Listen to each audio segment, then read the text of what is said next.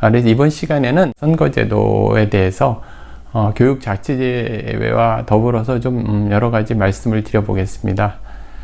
우리나라 지방자치제는 1991년에 이제 도입이 됐고요.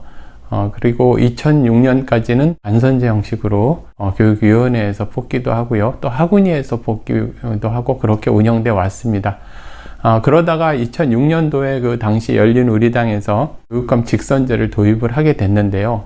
많은 나라에서는 그 지방자치에 포함시켜서 일반 행정안에 교육행정을 넣어서 그런 책임정치를 실현하는 일반 행정과 교육행정과 통합하는 형태가 대부분의 나라의 지방자치제의 모습입니다. 근데 우리나라는 좀 이제 좀 특별하게 이렇게 교육 부분의 교육행정이 이렇게 분리된 형태라고 말씀을 드릴 수가 있는 거죠. 그런데 이제 문제는 그 당시에 이제 교육계에 있는 사람들은 교육 자치를 좀 원했고, 또 많은 나라의 추세와 또 일반적인 형태에 따라서 일반 행정에, 그러니까 지방자치제 내 권한으로 교육 자치제도 포함시켜야 된다. 그런 부분을 이제 타협점으로 교육감 직선제가 도입이 됐는데요. 그 이후로 시간이 지나면서 좌파 교육감이 대거 당선이 되게 됐습니다. 그래서 과도기적으로 이제 교육감 직선제가 도입이 된 것이 이제 수정되지 못한 상태에서 지나치게 정치 과잉화하면서 지금까지 오게 된 겁니다. 그러면 이렇게 좌파 교육감들이 왜 이렇게 석권을 하냐면요. 일단 진입장벽이 이렇게 선거에 있어서 선거 보조 비용이라든지 예를 들어서 도지사라든지 시장이라든지 이러한 사람들은 이제 정당에서 선거운동을 해주고 조직이 움직이지 않습니까? 반면 교육은 정치적 중립성을 강조하기 때문에 정당 소속이 아니고 정당 조직을 이용하지 못합니다. 그런데 실질적으로 선교에서는 조직이 움직이죠.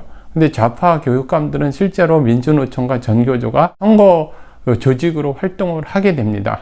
그리고 일반 그냥 나온 시민들 중에서 이제 교육감 후보로 나온 사람들은 개인이 해야 되는 거죠. 그래서 수십억의 돈이 들고 조직이 필요한데 당연히 조직을 가진 좌파 교육감이 대거 당선될 수밖에 없는 것이 이제 현실이었습니다. 그렇게 해서 하나씩 둘씩 전국 교육청이 좌파에게 넘어갔죠. 그러다 보니까 이것이 이제 시간이 지나면서 상당히 그것이 이제 부패 공동체화되고 기득권화되는 그런 양상을 보이게 됐습니다. 직선제를 한다는 것 자체가 상당히 문제가 있는 거죠. 직선제를 하고 선거를 하는데 어떻게 정치적 중립을 할 수가 있겠습니까? 또 교육감이 당선된 이유는 대거 그 사람들이 또 자리를 차지합니다. 교육청 내에서, 그러니까 그 관내 이제 교육청, 그다음에 학교 이러한 부분만 차지하는 것이 아니라 교육청의 수많은 예산들, 이 천문학적인 예산을 가지고 이제 시민단체를 지원하고 학부모단체, 좌파 학부모단체를 지원하고 그것들을 또 외곽 세력으로 활용을 합니다. 이렇게 되면 이제 난공불락의 요새가 되는 거죠. 이제 학생들을 이제 볼모로, 그리고 국가 예산을 볼모로 이제 신궁이 만들어지는 거죠. 이런 점에 있어서 과연 이렇게 그냥 내버려둬도 되는 것인가? 그런데 일부 정치인들은 불을 폐지해야 한다. 또 지난번 선거에 있어서도 또 나오고 들어가고 그러면서 상당히 그러한 추한 모습을 보인 사람들이 교육부를 뭐 해체한다 이런 얘기를 평상시 하고 다닙니다. 대부분의 나라들이 지방자치단체장이 교육감을 임명을 합니다. 뭐 그걸 교육국장이라고 하기도 하고요. 또 교육감이라고도 하기도 하고, 일본 같은 경우가 그렇습니다. 그리고 영국도 런던 시장이 교육국장을 임명을 합니다. 그러니까 일반 행정 안에서 이렇게 교육 자치를 실현을 하는 거죠. 그것이 이제 정상적인 형태고 대부분의 나라가 그렇습니다. 프랑스 같은 경우 대통령이 임명을 합니다. 교육감을. 독일도 지방자치단체장이 임명을 하고요. 또 핀란드도 그렇습니다. 미국 같은 경우는 좀 특별하게 이렇게 주마다 상당히 다른데요. 뭐 대부분 주지사가 거기는 이제 연방정부는 교육에 대한 권한이 없으니까 그러니까 주지사가 대부분 임명을 하는 주가 많고요. 또 직선을 하는 주도 일부 있습니다. 그런 경우는 이제 미국 같은 경우는 스쿨 디스트릭이라 그래서 교육구가 따로 있습니다. 이렇게 행정구역 말고 이렇게 그 교육 자치가 발전돼서 그 정치적 중립성이 상당히 보장이 되고요. 그리고 안정적으로 그렇게 우리나라와 같이 정치적 중립성을 휘두를 일이 별로 없습니다. 특히 이제 제가 우리나라 교육감 직선제는 결론적으로 말씀드리면 폐지하는 것이 맞다. 이렇게 말씀을 드리는데요. 얼핏 들으면 이제 사람들이 많이 이렇게 생각을 할 겁니다. 이렇게 교육감 직선제를 폐지하는 것보다 개선을 하거나 지금 좌파가 잘못하는데 민주주의는 이렇게 직선을 해야 되는 것이 아니냐 하는 우려를 하는 분도 있을 수도 있습니다. 그런데 뭐 교육만 딱 분리해가지고 교육 자치를 해야 될 이유가 있는 것도 아니고요. 그렇게 치면 뭐 의료자치, 또 뭐 보건자치, 뭐 관광자치 이렇게 해서 모든 뭐 장이 있어야 되는 건 아니지 않습니까? 그리고 첫 번째로 이제 문제가 되는 것은요. 우리나라에서 그러니까 중앙정부와 그게 지방 교육자치 그러니까 교육청과의 그런 불협화음 그리고 협조가 잘 안 됩니다. 지금 우리나라는 그러니까 우파 정부가 많이 들어섰고 서울시 같은 경우는 좌파 교육감이 있죠. 그랬을 때 정책의 일관성도 없고 중앙정부와 협조도 거의 되지 않습니다.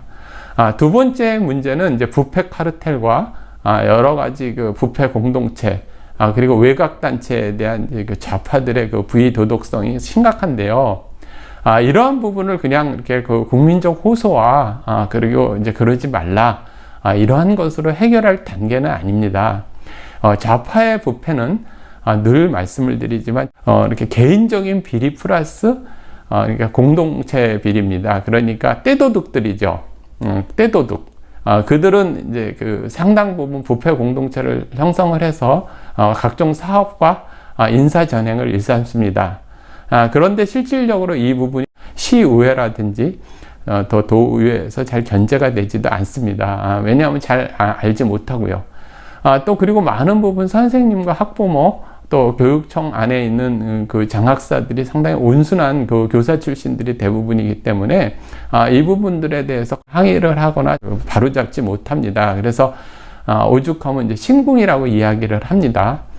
이런 상태에서 뭐 교육부를 폐지하자고 이렇게 이야기하는 사람들은 참 철이 없는 사람들이죠. 그나마 이제 중앙 컨트롤도 놓겠다는 거니까요. 또 다른 문제는 참신한 사람들이 진입하기가 대단히 어렵습니다. 말씀을 드렸듯이요. 상당히 그 조직과 비용이 많이 들죠. 그런데 이제 교육의 정치적 중립성으로 인해서 정당 소속이 아니다 보니까 기득권자들, 그러니까 이전에 그러니까 교육감이라든지 또는 좌파 출신들은 말씀을 드렸죠. 전교조와 민노총의 조직의 지원을 받아서 상시에는 그 외곽단체 그리고 그들이 만들어 놓은 시민단체 이런 것들을 활용을 해가지고 선거 때는 선거 조직으로 동원이 됩니다. 전국의 뭐 전교조와 민노총 예산과 조직 대단하죠. 그러니까 참신한 사람은 이길 수가 없습니다. 이 부분은 좌파끼리도 마찬가지입니다. 수구화된 좌파 그리고 또 부패된 좌파 이러한 좌파들 내에서 새로운 참신한 좌파 그러니까 시대에 맞는 그러한 그 종중이나 종북 좌파가 아닌 진보적인 어떤 이념을 실현하려고 그러는 사람조차도 내부 사장당합니다. 그들의 부패와 그들의 인사전행 말도 못합니다. 제가 지금 이 유튜브로 다 전하지 못하고요. 정말 문제가 많습니다. 어찌됐든 이들이 이제 그 선거에 참신한 사람이 진입하지 못하게 이렇게 수구 좌파들이 곳곳에 포진해서 암적으로 포진해 있습니다. 이런 상태에서 직선제를 이렇게 해야 하는가 이런 문제가 있는 겁니다. 또 다른 문제는 뭐냐면 대부분의 사람들이 교육감이 누가 나오는지 별로 관심이 별로 많지 않습니다. 그러니까 투표율이 높지가 않는 거죠. 투표 참여율이. 그러다 보니까 이렇게 조직을 전교조하고 민노총의 지원을 받는 좌파 교육감들이 당선될 수밖에 없습니다. 그러니까 전체 유권자의 한 20에서 25% 정도만 지원을 받으면 이렇게 아주 소수의 표를 가지고 그들이 항상 장악을 하죠. 그리고 당선이 된 이유는 군림을 하죠. 학생들은 이제 그 좌파 교육감의 먹잇감으로 그 예산과 우리의 세금이 이제 이렇게 되는 겁니다. 과연 이런 상태에서 민주주의를 실현하는 것인지 의문스럽습니다. 그리고 좌파 교육감들이 지나치게 또 이렇게 그 교실과 학교를 정치화합니다. 다음 선거에 이기려 하다 보니까 선심성 이런 거를 떠나서요, 16세로 낮추려 하지 않습니까?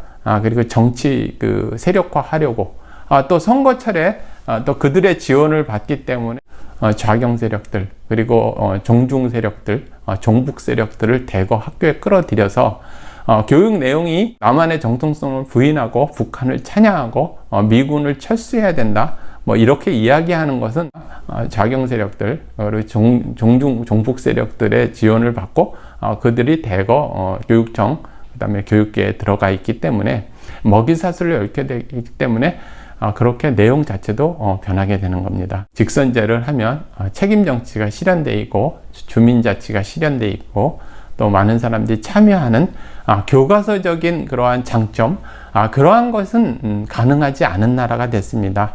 이미 국민의 세금과 학생, 학부모, 그리고 지역사회는 좌파 먹이사슬의 볼모가 된 지가 오래입니다. 과연 이런 상태에서 우리나라의 교육감 직선제를 계속 유지를 해야 하는지, 이러한 부분들에 대한 용기가 필요합니다. 물론 강력하게 전교조나 교사단체 그리고 좌파 교육감들은 현행 방식을 고집할 겁니다. 그런 부분들에서 국민들이 이제 이들을 몰아내야 되겠죠. 여러분들 양떼같이 이렇게 그냥 겁을 내고 늑대, 이리떼가 나타났을 때 고개를 쳐박고 나만 살겠다 이러면은 다 죽습니다. 지금 그런 실정이기 때문에 대한민국에 있어서의 그 지방 교육 자치는 이미 사망이 됐고요. 또 민주주의도 이미 사망이 됐습니다. 단지 이게 많은 사람들의 볼모로 돼서 좌파 교육감들한테 피를 빨리는 이제 그런 형태가 계속 진행이 됐고요. 그 다음에 좌파 이념 교육이라든지, 그리고 북한을 찬양하고, 중국 공산당의 종중, 그러한 4대, 그러한 교육 내용으로 우리 후세들이 이렇게 커나가는 게 현실입니다. 그 일선에 좌파 교육감들이 신궁을 차려놓고 있고요. 그런 다음에 각종 용공 좌파 세력들이 교육청에서 암약하고 있습니다. 공식적 자리에 국민의 세금으로 인사전횡과 비리는 이루 말할 수 없습니다. 그런 점에 있어서 교육감 직선제를 폐지하는 제도적인 어떤 개선 방안으로 이렇게 우리나라가 다시 한번 거듭나야 합니다.